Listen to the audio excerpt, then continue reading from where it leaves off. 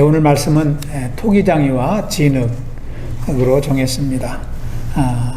Potter and Clay. 우리가 살아가는 동안 사람은 많은 갈등을 겪고 살아갑니다. 사람의 삶이 있는 곳에는 항상 갈등도 따라오기 마련입니다. 갈등은 가정에도 있고 사회에도 있고 나라에도 존재합니다. 또 갈등은 가정과 사회와 나라에 문제를 일으키는 원인이 되기도 합니다. 그래서 갈등의 골이 깊어지면은요, 가정도 무너지게 되고, 또 사회도 갈라지게 되고, 또 나라도 힘들어지게 되는 것입니다. 그래서 나라와 나라 간에도 갈등이 깊어지면 전쟁을 일으키고 수많은 인명을 앗아가는 그런 비참한 일도 일어나게 됩니다. 여러분, 교회는 예외일까요? 그렇지 않습니다. 교회 안에도 갈등이 일어나면은요, 성도와 성도가 하나 되지 못하고 분열하게 되고, 또 갈등이 교회 안에 일어나게 되면은 하나님의 은혜와 평강이 사라지게 되는 것입니다. 그래서 참 이 교회에게 하나님이 주신 사명을 잃고 교회도 방향 감각을 잃게 되는 것이죠. 여러분, 갈등이 무엇입니까? 갈등은 참 일이나 사정이 서로 복잡하게 뒤엉켜 가지고 화합하지 못하는 것이 갈등입니다. 이 그림에서 보여주는 것과 같이 서로가 서로를 대적하는 관계에 놓이는 것이 바로 갈등의 관계입니다. 여러분, 갈등의 어원을 한번 살펴보면요, 재미있습니다. 이 갈등이라는 단어는요, 갈자와 등자로 합해진 단어인데요, 갈자라는 것은 칡을 뜻하는 갈을 말합니다. 이 칡갈자입니다. 한자어죠. 칡갈자고요. 등이라는 등자는 등나무 등입니다. 그래서 등나무를 뜻하는 이 한자어 등이 합해져 있는 합성어가 바로 갈등인 것입니다. 그래서 갈등은요, 이 칡과 등나무가 막 이렇게 서로 막 엉켜 있는 상태를 말하는 것이죠. 다음 그림을 한번 보시면 그 뿌리에 이렇게 서로 막 그 감겨서 올라가잖아요. 이게 풀기가 쉽지 않은 상태. 이것이 바로 갈등 관계입니다. 갈등을 영어로 뭐라고 그래요? conflict. trouble도 비슷한 단어지만 conflict이라는 단어를 씁니다. 이 conflict이라는 단어는 라틴어에서 온 단어입니다. 라틴어로 confligere라는 라틴어에서 영어의 conflict이 생겼어요. 근데 원래 이 라틴어의 뜻은 상대가 서로 맞선다, 그런 뜻입니다. 그래서 영어의 conflict도 서로 막 이렇게 맞서는 것을 의미하고 있습니다. 사람마다 차이가 있겠지만 모든 인간은 이러한 갈등을 겪으면서 살아가고 있습니다. 오늘 우리가 함께 읽은 이사야서 45장 9절에서 13절 말씀은요, 이러한 이스라엘 백성들이 하나님과 갈등을 겪는 내용을 배경으로 하고 있습니다. 하나님을 불편해 여기고 하나님과 갈등 속에 있는 이스라엘 백성들에게 주시는 하나님의 말씀이에요. 그것이 바로 우리가 오늘 함께 보는 말씀인 것입니다. 특별히 이사야 45장 전체는 하나님께서 바벨론의 포로 가운데 있게 될 이스라엘을 장차 150년 후에 바벨론 포로로 있는 이스라엘 백성들을 바사왕 고레스를 통하여 구원해 주시겠다는 내용을 담고 있는 것이 이사야서 45장 말씀입니다.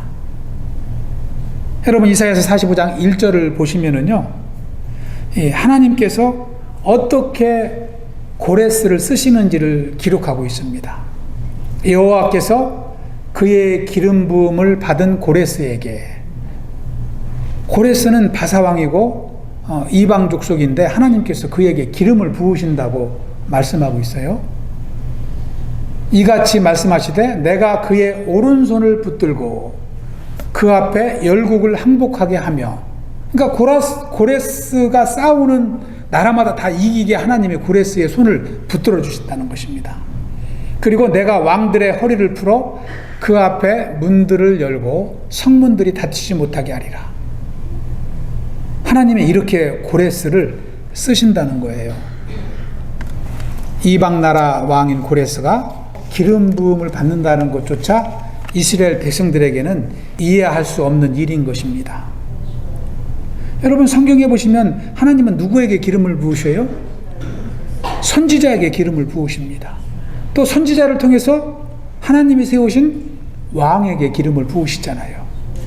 하나님이 부르신 일꾼들에게 기름을 부으시는 것이 하나님의 뜻입니다. 그리고 제사장에게 기름을 붓고 또 이 땅에 메시아로 오신 예수님에게 기름을 부으십니다. 이렇게 기름 부음을 받는 대상들이 성경에는 딱 정해져 있어요. 그런데 하물며 하나님을 전혀 모르고 하나님을 찾지도 예배하지도 않는 이방 나라 임금을 어떻게 하나님이 기름을 부으신다는 것입니까? 하나님이 쓰신다면 할 수 있다는 것을 성경은 말씀하고 있는 거예요. 그런데 이스라엘 백성들은 못마땅한 거예요. 그게 못마땅한 거예요. 자신들의 선민의식을 통해서 하나님께 불편한 마음을 갖고 있는 것입니다. 하나님은 역사의 주관자시요 세상을 통치하는 통치자가 되십니다. 그래서 하나님이 못하실 일은 아무것도 없는 것이에요. 하나님의 하시는 일에 대해서 간섭할 수 있는 사람은 이 땅에 아무도 없는 것입니다. 그런데 이스라엘 백성들은 하나님과 갈등하고 있어요. 마음속으로 싸우고 있는 것입니다. 이렇게 하나님을 이해하지 못하고 갈등하고 있는 이스라엘 백성들에게 하나님은 두 가지 비유를 통해서 오늘 말씀 본문에서 말씀하는 것입니다. 우리도 신앙생활 하다 보면은 하나님을 이해하지 못하고 하나님께 불편한 마음을 갖고 있을 때가 있지요. 기도해도 응답되지 않고 고난의 골은 더 깊어져 가고 고통의 시간이 더 늘어날 때 우리는 하나님 앞에 나아가지 못하고 불편한 마음을 토로하기도 합니다. 믿는 자에게도 갈등의 순간은 있는 것입니다. 교회도 마찬가지입니다. 교회 안에서도 하나님과 갈등하면 평안이 깨지고 이제 사명을 잃게 되는 것이죠. 가정도 불화하게 되고 우리 삶의 전반에서 갈등은 우리를 괴롭히는 요인이 되는 것입니다. 여러분, 이스라엘 백성들이 하나님을 갈등의 대상으로 여기는 이유가 무엇입니까? 여러분, 왜 이스라엘 백성들은 하나님을 불편해 여기고 있을까요? 하나님이 이스라엘 백성들에게 큰 잘못을 하셨기 때문입니까? 여러분, 저와 여러분이 신앙생활 가운데 하나님을 불편해 여기고 갈등하는 것은 하나님이 우리에게 무슨 잘못을 하셨기 때문일까요? 그것이 아닙니다. 오늘 말씀을 우리가 보면은요, 오늘 말씀을 통해서 하나님을 생각해 보면 우리가 하나님을 너무 가볍게 생각할 때 갈등이 오는 것입니다. 하나님의 주권을 인정해 드리지 못하고 내 뜻대로 하나님을 생각할 때 하나님과 나와의 관계는 불편해지는 거예요. 사람이 하나님에 대해서 순종하지 못하고 갈등하는 것을 우리는 불순종의 죄악이라고 합니다. 자식이 부모의 뜻을 알지 못하고 불순종하는 것을 불효라고 하지 않습니까? 마찬가지로 우리가 하나님과 겪는 갈등 속에는 하나님을 순종하지 못하는 우리의 마음이 있기 때문에 하나님과 갈등이 시작되는 것입니다. 저와 여러분이 오늘 말씀을 통해서 하나님을 다시 한번 깨달을 수 있는 시간이 되기를 축원합니다. 그래서 우리와 하나님과의 관계를 새롭게 정립하고 또 우리의 신앙생활을 점검하고 더 큰 은혜와 축복을 누리는 주의 백성으로 살아갈 수 있길 축원합니다. 첫째로 하나님은 9절 말씀에서 이스라엘 백성들에게 하시는 말씀이 나는 토기장이가 된다는 것을 말씀하십니다. 그래서 9절 말씀을 통해서 토기장이와 진흙의 비유를 설명하시는 것입니다. 우리 다시 한번 9절을 읽어보겠습니다.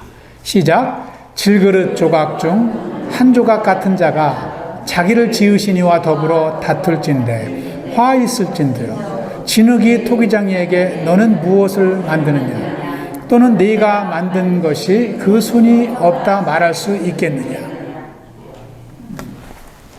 토기장이와 진흙의 관계를 통해서 하나님은 자신의 주권을 백성들에게 설명하시는 것입니다. 인간은 실질적으로 한 줌의 흙에 불과하지 않습니까? 이 9절 말씀은 인간을 무엇으로 비교하고 있어요? 질그릇. 여러분, 질그릇 살짝만 놓쳐도 깨져버립니다. 그 연약한 것이 우리 인생이라는 거예요. 또 진흙으로 진흙으로 비유하는 거예요. 진흙은요, 토기장이가 누르는 대로 들어가는 것이 진흙이에요. 여러분, 진흙을 손으로 눌렀는데 다시 쭉 하고 나오는 거 봤어요? 우리 인생은 하나님이 주물르는 대로 움직이는 존재라는 것을 말씀하는 거예요. 그래서 우리 인생을 진흙으로 비유하고 계신 것입니다. 그런데 9절에는 무엇을 기록하고 있습니까? 하나님의 주권을 이해하지 못하고 불평하는 이스라엘을 기록하고 있는 것입니다. 진흙된 이스라엘이 토기장이 되신 하나님에게 너는 무엇을 만드느냐? 너는 만들지만 기술이 없다. 그렇게 말할 수 없다는 것을 설명하고 계신 것입니다. 다시 말해서 토기장이가 진흙을 가지고 무엇을 만들든지 그 권한이 토기장이에게 있다는 것입니다. 이것을 아는 것이 신앙생활의 축복인 줄 믿습니다. 우리가 이 하나님의 절대 주권을 인정해야 합니다. 그래야 하나님의 말씀에도 순종하며 살 수 있기 때문입니다. 두 번째, 하나님께서 비유하시는 말씀은 10절에 나와 있습니다. 10절은 부모와 자식의 관계를 통해서 하나님의 자신의 주권을 설명하고 계십니다. 우리 10절도 다시 한번 읽어보겠습니다. 시작. 아버지에게는 무엇을 낳았어 하고 묻고 어머니에게는 무엇을 낳으려고 해산의 수고를 하였어 하고 묻는 자는 화 있을진저. 1절에서도 마찬가지로 2절에서도 똑같이 이러한 불효자에게는 화가 미친다는 것을 말씀하고 있습니다. 부모와 자식의 관계도 마찬가지로 토기장이와 진흙의 관계와 똑같은 거예요. 하나님의 절대 주권을 가리키는 관계인 것입니다. 10절을 보시면 자식이 아버지에게 나를 자식이라고 낳았습니까? 이렇게 빈정된다는 거예요. 그리고 어머니에게 뭐라고 말해요? 무슨 해산에 고생을 했다는 거예요. 나를 낳을 때 무슨 고생을 하셨다고 말씀하시는 겁니까? 참 이쯤 되면은 참 불효 중에서도 불효라고 할 수가 있습니다. 화가 닥칠 것이라고 말씀하고 있는 거예요. 모세의 율법에도 부모에게 순종하지 않는 자는 용서하지 말라고 기록하고 있습니다. 여러분, 성경 여러 곳에서 이야기하고 있잖아요. 잠언에도 나오고요. 우리 신명기 21장 한 절만 보시면 패역한 자식은 성읍의 장로들에게 이야기해서 돌로 쳐서 죽이라고 했어요. 우리 신명기 21장 18절을 보시면 사람에게 완악하고 패역한 아들이 있어 그의 아버지의 말이나 그 어머니의 말을 순종하지 아니하고 부모가 징계하여도 순종하지 아니하거든 21절에 그 성읍의 모든 사람들이 그를 돌로 쳐 죽일지니 이같이 네가 너희 중에서 악을 제하라. 그리하면 온 이스라엘이 듣고 두려워하리라. 부모를 무서워하지 않는 자녀는 하나님도 두려워하지 않습니다. 하나님은 철저하게 이제 이스라엘 중에서 악을 제하기 위해서 율법을 두신 것입니다. 이스라엘이 창조주 하나님 앞에서 불순종하는 것은 마치 자식이 부모를 거역하는 것과 같은 것이라고 말씀하고 있습니다. 여러분 잘 아시다시피 십계명을 보시면 1계명부터 4계명까지가 하나님에 관한 계명이잖아요. 하나님에 관한 계명입니다. 그리고 하나님에 관한 계명 다음에 나오는 제5계명이 누구에 관한 계명이에요? 부모와 자식 간의 관계예요. 부모와. 그러니까 하나님과 백성의 관계 다음에 중요한 것이 부모 자식이라는 것입니다. 그것은 뗄 수 없는, 바꿀 수 없는, 변할 수 없는 관계라는 것을 말씀하고 있는 것입니다.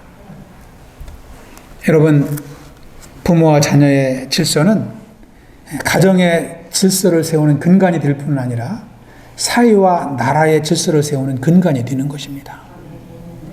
불효하는 자식이 사회에 많이 존재하게 되면 사회가 질서가 없는 것입니다. 나라도 마찬가지가 되는 것이죠. 잠언 20장 20절에 보면은 그래서 자기 부모를 저주하는 사람의 치유는 어둠 속에서 꺼져가는 등불과 같다. 어둠 속에서 꺼져가는 등불과 같다. 참 얼마나 부모에게 효도하는 것이 중요한지를 말씀하고 있습니다. 그러나 부모를 공경하고 순종하면 어떻게 될까요? 10계명 중에 5계명은 어떻게 기록되어 있습니까?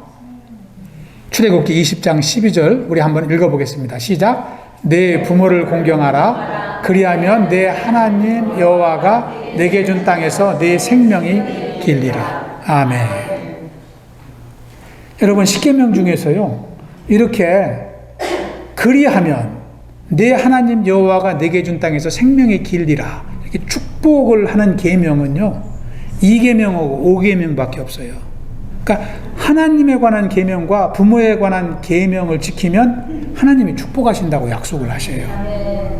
다른 이웃에 관한 계명에는 그 축복까지는 기록하고 있지 않습니다. 그만큼 중요하다는 것이죠. 부모에게 효도하는 일 중요합니다. 그러나 그것보다 더 중요한 것은 무엇일까요? 하나님께 순종하는 것이라는 것을 이 부모와 자녀의 비유를 통해서 하나님은 강조하시는 거예요. 하나님의 주권에 대해서 이 비유를 통해서 반복해서 말씀하시는 것입니다. 여러분, 실질적인 효도가 하나님 안에서 하는 효도가 실질적인 효도 아닐까요? 안 그렇습니까? 여러분, 하나님 안에서 하는 효도는요, 부모가 살아계실 때 합니다. 근데 되게 하나님을 찾지 않는 사람들은 죽어서 효도하려고 막 그냥 그래요. 그냥 그 명절 때 산에나 올라다니고. 근데 실질적으로 우리 크리스찬들은 살아계신 부모님께 효도하는 것입니다. 이게 진짜 효도인 것이죠. 그런데 오늘날 많은 가정들이 자녀에게 하나님을 가르치지 않습니다. 자녀에게 하나님을 적극적으로 가르치지 않습니다. 오히려 하나님을 가르치기보다 출세를 더 가르칩니다. 이것이 실질적으로 부모들의 현 상황이에요. 여러분, 가정에서 쉽게 일어날 수 있는 일입니다. 한 크리스찬 가정에서 이런 일이 있었습니다. 목사님이요, 그 가정을 신방에서 가정 예배를 인도하십니다. 예배가 시작되어서 막 찬양을 부르기 시작합니다. 찬양을 은혜롭게 부르고 있는데 갑자기 방 안에서 아무도 없는 줄 알았는데 그 집에 딸이 방 안에서 나와요. 고등학교 다니는 딸이 나오는 거예요. 그러면서 자기 어머니에게, 예배드리는 어머니에게 크게 소리 지릅니다. 엄마, 나 지금 공부하는 중이야. 내일 시험 있는 거 몰라? 그러면서 방문을 탁 닫고 들어가는 거예요. 여러분, 이런 일들이 한국의 가정들에서 비일비재하게 일어납니다. 그러니까 그 어머니가 예배드리다가 목사님에게 뭐라 그래요? 아이고, 목사님 죄송하지만 찬양 좀 조금 적게 부르죠. 그러는 거예요. 아니, 어떻게 해야 돼요? 이 성도님이 어떻게 해야 될까요? 어떻게 해야 돼요? 찬양을 적게 불러야 돼요? 아니면 어떻게 해야 돼요? 여러분 한번 얘기 좀 해보세요. 에? 그냥 강하게 불러요? 딸이 막 공부 못하든. 아니, 말씀해 주세요. 제가 그래서 여러분 가정에 가셔서 이런 일이 있으면 그대로 할게요. 그냥 크게 부를까요? 아멘. 예. 알겠습니다. 예. 우리 기도구역 신방할 때는 그렇게 하겠습니다.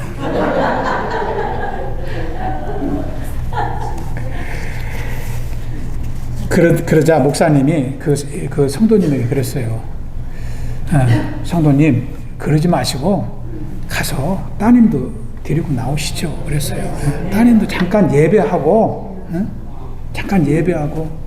공부하게 하면 어떨까요? 이렇게 목사님이 권했어요. 그랬더니 아이고, 안 됩니다, 목사님. 내일이 시험이라는데 어떻게 그럴 수 있어요? 우리 딸 성적 떨어지면 큰일 납니다. 아빠한테 저까지 혼나요. 그러는 거예요. 그 목사님이 가만히 계시다가 슬그머니 일어나시더니 그 딸 방으로 가는 거예요. 가가지고 노크를 했어요. 그리고 방 안에 들어가셔서 그 따님에게 얘기합니다. 얘야, 너 공부할 때 예배 드려서 미안하다. 근데 너도 좀 나와서 함께 예배하면 어떻겠니? 응? 목사님이 너희 가정 위해서 예배하려고 온 거야. 응? 그러니까 너도 함께 예배하고 공부하면 하나님이 더 큰 지혜 주실 거야. 그러니까 이 안 나올 줄 알았는데 이 학생이 목사님 따라 나오는 거예요. 다소태지더니 따라 나와요. 따라 나오면서 조용하게 목사님에게 얘기하는 거예요. 목사님, 감사합니다. 사실은 저도요, 예배하고 싶은 마음이 있었어요. 그런데 엄마가 공부 안 하고 예배하면 혼날까봐. 우리 엄마 아빠는 한 번도 저한테 예배하고 공부하라 이런 식으로 말하신 적이 없어요. 공부가 최고로만 얘기하셨다는 거예요. 여러분, 자녀를 믿음으로 가르치면 따라올까요? 따라오지 않을까요? 따라옵니다. 네. 당장 안 따라오는 것 같지만요, 우리 부모의 마음이 어디에 있는지 자녀들이 분명하게 알 때 순종의 마음이 생겨나기 시작하는 거예요. 부모가 갈등하면 절대 자녀들에게 믿음이 생기지 않습니다. 그래서 아무리 자녀들이 반대하더라도 그럴수록 부모는 기도하고 믿음으로 가르쳐야 돼요. 그래야지 자녀들이 조금씩 변화되게 되는 것입니다. 효도는 부모를 정성껏 잘 섬기는 일이지만 진정한 효도는 하나님을 향한 믿음에서 온다는 것을 우리는 알아야 될 줄로 믿습니다. 여러분, 계속해서 11절, 12절을 보십시오. 오늘 본문 말씀은 계속하여 하나님의 주권에 대해서 설명하고 있습니다. 11절에도 피조물인 이스라엘이 거룩한 하나님의 행하심에 대하여 감히 명령할 수 없다는 것을 하나님은 반복해서 말씀하십니다. 내 아들들과 내 손으로 한 일에 관하여 내가 명령하려느냐. 또 12절에 보면은 그것이 하나님의 명령이기 때문이라는 것을 말씀하고 있습니다. 하나님께서는 온 세상을 창조하시고 또 온 세상을 다스리시는데 피조물된 인생이 하나님의 명령에 불복할 수 없다는 것을 말씀하고 있는 것입니다. 그래서 결론적으로 오늘 본문은 13절에 보시면 바세왕 고레스를 부르시고 쓰시는 것이 하나님의 의로우신 행동임을 설명하고 있습니다. 우리 다시 한번 읽어보겠습니다. 13절 시작. 내가 공의로 그를 일으킨지라 그의 모든 길을 곧게 하리니 그가 나의 성읍을 건축할 것이며 사로잡힌 내 백성을 값이나 가품이 없이 놓으리라. 만군의 여호와의 말이니라 하셨느니라. 아멘. 여기서 내가 공의로 그를 일으킨지라. 여기서 그라는 것은요, 영어로 시로스, 고레스 왕을 가리키는 것입니다. 영어 성경에는 I will raise up Cyrus 이렇게 고레스의 이름을 표기하고 있습니다. 하나님께서 고레스 왕을 사용하셔서 포로 가운데 있는 하나님의 백성들을 구원하시고 인도하실 것을 말씀하고 있는 것입니다. 우리 사랑하는 성도 여러분, 여러분은 신앙생활 가운데 매사에 하나님의 주권을 인정하고 있습니까? 하나님의 주권을 인정하십니까? 예. 하나님의 주권을 인정하는 것이 축복입니다. 갈등을 무너뜨리는 일인 줄 믿습니다. 하나님의 주권을 인정하며 사는 우리 코브 믿음의 공동체가 되시길 축원합니다. 여러분 잘 아시는 비유가 마태복음 20장에 나옵니다. 예수님께서도요, 하나님의 주권에 대해서 제자들을 가르치십니다. 마태복음 20장에 보시면 하나님의 주권을 말씀하시기 위해서 예수님은 포도원 품꾼의 비유를 들어 말씀하십니다. 여러분, 포도원 주인이 포도원 일을 위해서 일꾼들을 부르지 않습니까?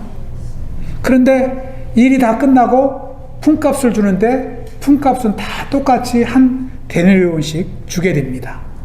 아침 9시에 부른 일꾼도 한 데나리온, 낮 12시에 와서 일하기 시작한 일꾼도 한 데나리온, 오후 3시에 와서 3시간 일한 일꾼도 한 데나리온, 5시에 와서 1시간 일한 일꾼도 품삯은 똑같이 한 데나리온을 받아요.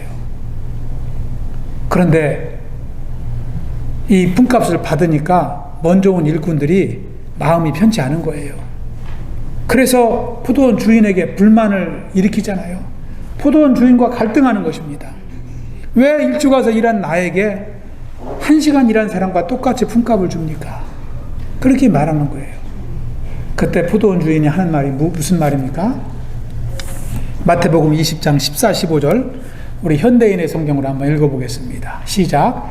네 것이나 가지고 가거라. 나중에 온 이 사람에게 너와 똑같이 주는 것은 내 마음이다. 내 것을 가지고 내 마음대로 못한단 말이냐?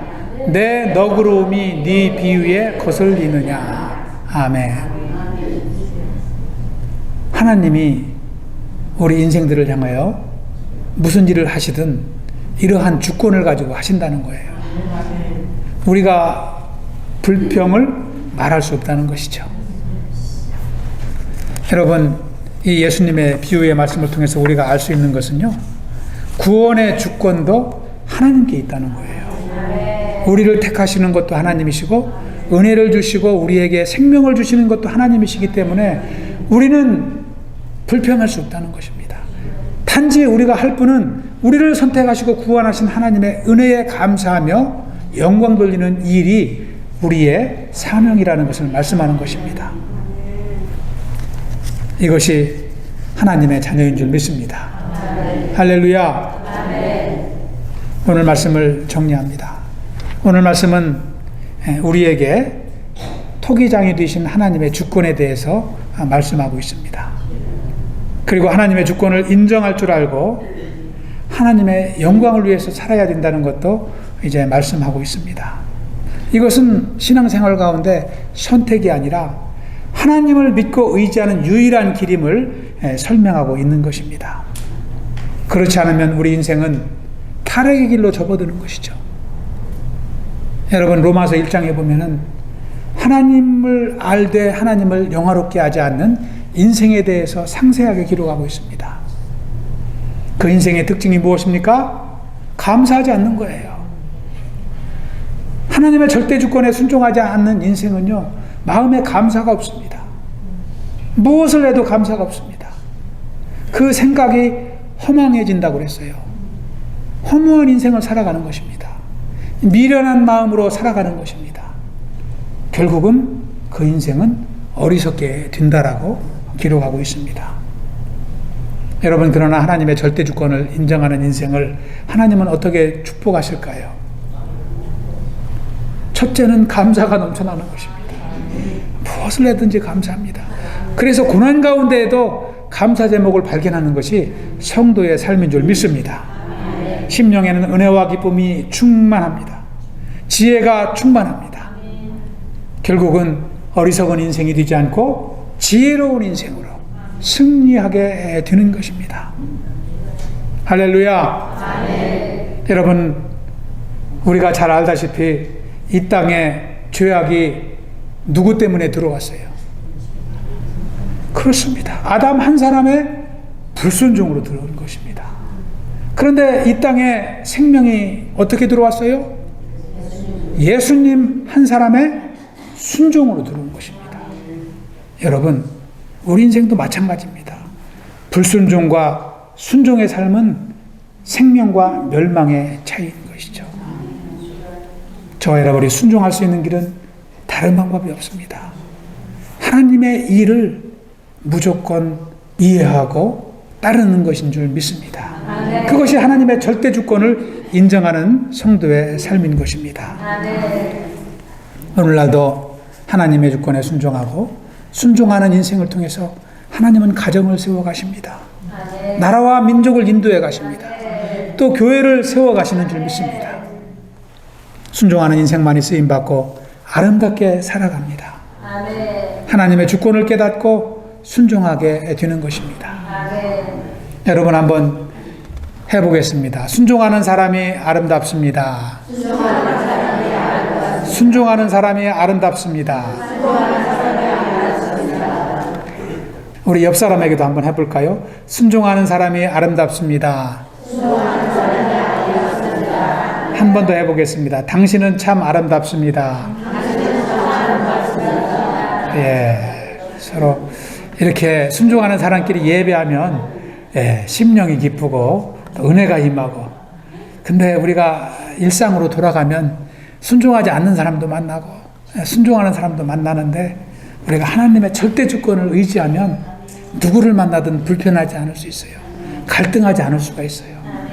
이번 한 주 가운데에도 여러분이 말씀 붙잡고 승리할 수 있길 축복합니다. 기도하겠습니다. 아버지 감사합니다. 주님께서 복된 주일 허락하여 주시고 또 참 예배자로 세워주셔서 감사를 드립니다. 우리의 인생길 가운데 우리가 잊지 말아야 할 한 가지, 참 하나님의 절대 주권인 줄 믿습니다. 어떤 환경에 놓이든 고난 가운데 있든 평안 가운데 있든 하나님을 기억하게 도와주시고 하나님의 주권 가운데 순종하며 나아가는 삶이 되게 하여 주시옵소서. 그리하여 참 하나님의 백성으로 가정을 세우고 나라를 세우고 또 교회를 세우고 영혼들을 주께 인도하는 승리의 인생이 되게 하여 주시옵소서. 감사하오며 예수님 이름으로 기도하옵나이다. 아멘. 다 같이 일어나셔서 우리 함께 찬양하겠습니다.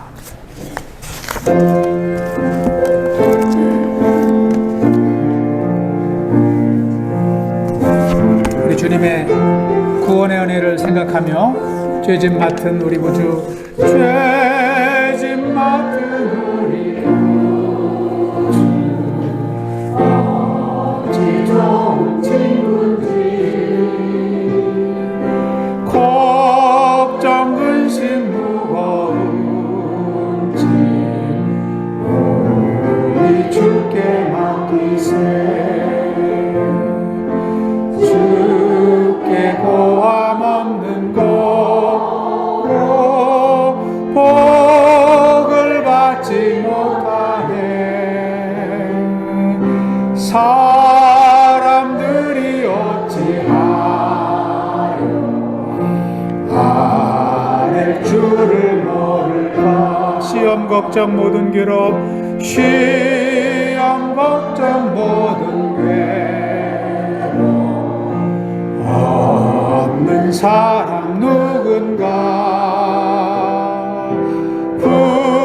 부질없이 낙심 말고 기도 드려 하르세. 이런 진실하신 친구, 이런 진실한 친구 찾아볼 수 있을까. 우리 약한 하시오니 어찌 아니하리까. 근심 걱정 자 누군가? 미친 자 누군가? 피난처는 우리 예수, 피난처는 우리 예수. 주께 기도드리세. 세상 친구 멸시하고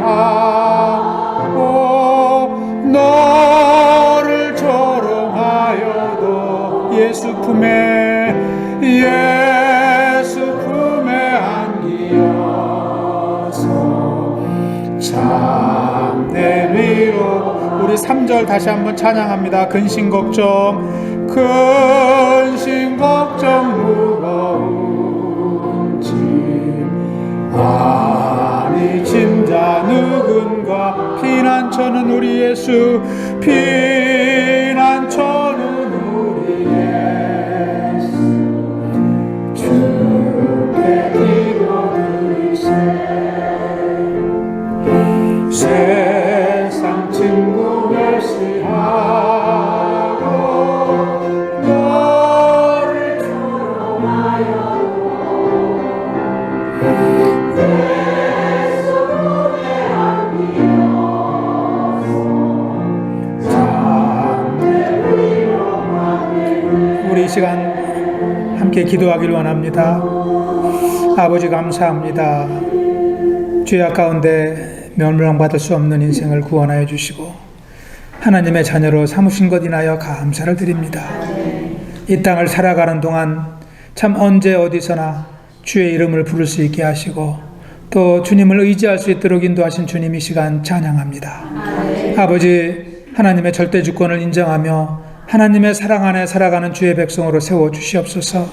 나를 주님의 오른발로 붙들어 주시고 아버지, 강건한 믿음의 백성으로 새롭게 하여 주시옵소서.